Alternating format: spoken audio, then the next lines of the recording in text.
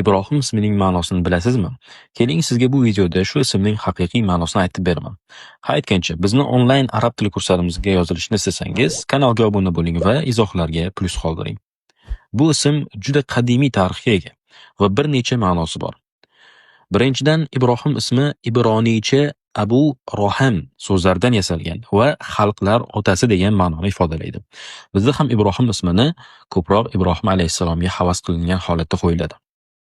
Ikkinchidan, oromiy tilida bu ism mehribon va shafqatli ota ma'nosini beradi. Uchinchidan, qadimiy kaldoniy tilidagi shakli Abrom bo'lgan. Bu ism ulug'vor va hurmatli ota ma'nolarini bergan.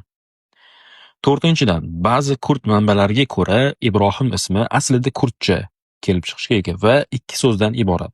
Bar bu aka yoki birodar, ham tosh yoki qoya.